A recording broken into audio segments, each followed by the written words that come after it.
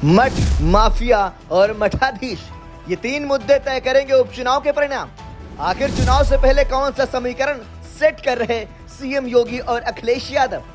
चुनाव से पहले राजनीतिक बयानबाजी से बढ़ा यूपी का सियासी पारा। मठाधीश और माफिया में कोई ज्यादा फर्क नहीं होता। समाजवादी पार्टी भी तो उसी के नक्शे कदम पर चल रही थी, उसी नक्शे कदम पे चल रही थी। गुंडागिर्दी की चरम, अराजकता की चरम, हर दूसरे तीसरे दिन एक दंगा, हर माफिया के साथ इनके रिश्ते।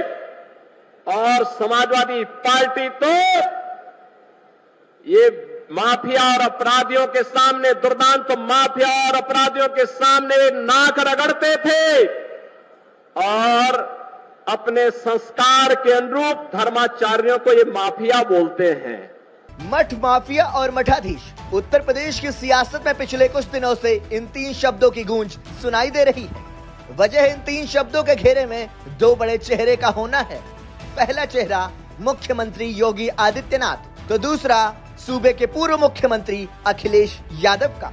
अखिलेश यादव एक तरफ मठ और मठाधीश के जरिए जहां मुख्यमंत्री योगी आदित्यनाथ को निशाने पर ले रहे हैं, तो वहीं पलटवार में योगी आदित्यनाथ यूपी के सीएम अखिलेश पर माफिया राज चलाने का आरोप लगा रहे हैं। दिलचस्प बात यह है कि दोनों बड़े नेताओं की लड़ाई तब शुरू हुई है जब यूपी में विधानसभा की 10 सीटों पर उपचुनाव होने हैं। जुबानी जंग की शुरुआत कैसे हुई?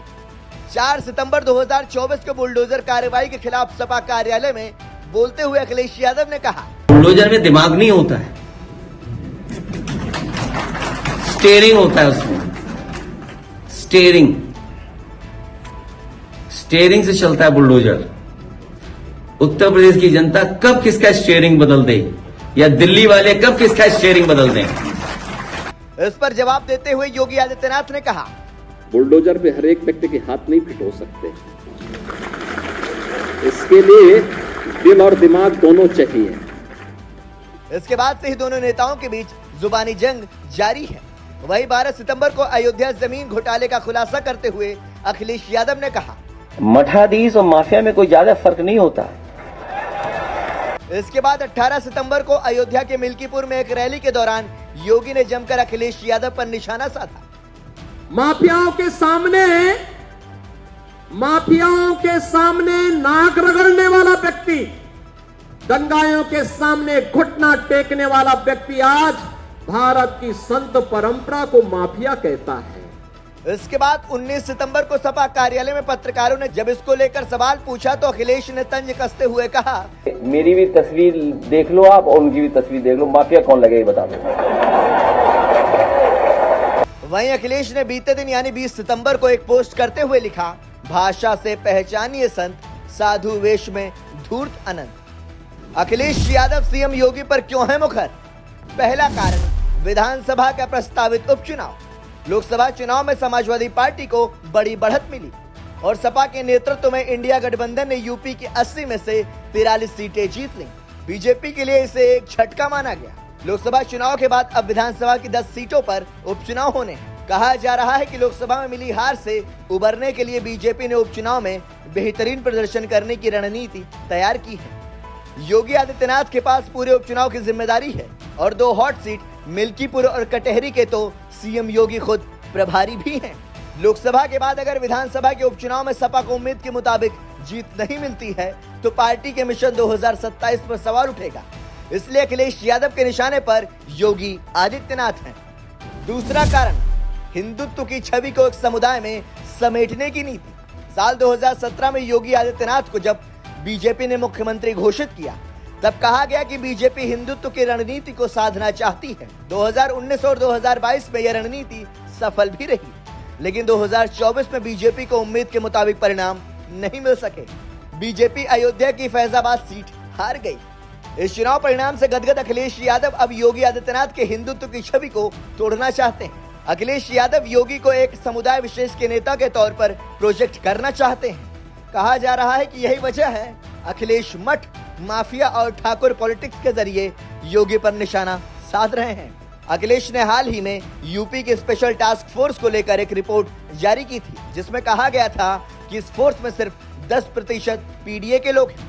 बाकी के 90% अधिकारी सवर्ण समुदाय के हैं।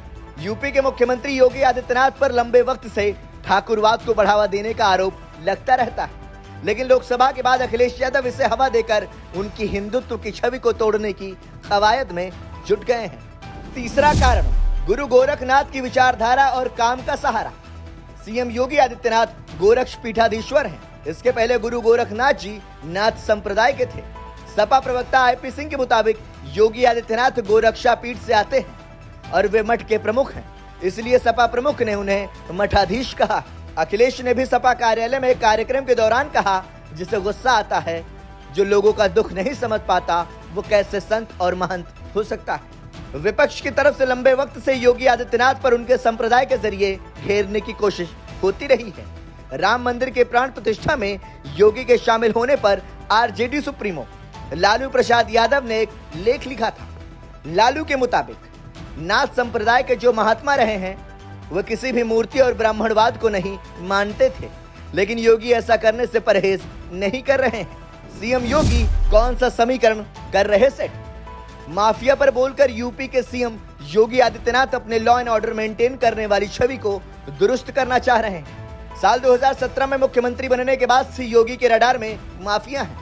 इस दौरान कई माफिया सरकारी चंगुल में फंसकर निस्तेनाबूद हो चुके हैं, तो कई खुद से ही सरेंडर मोड में हैं।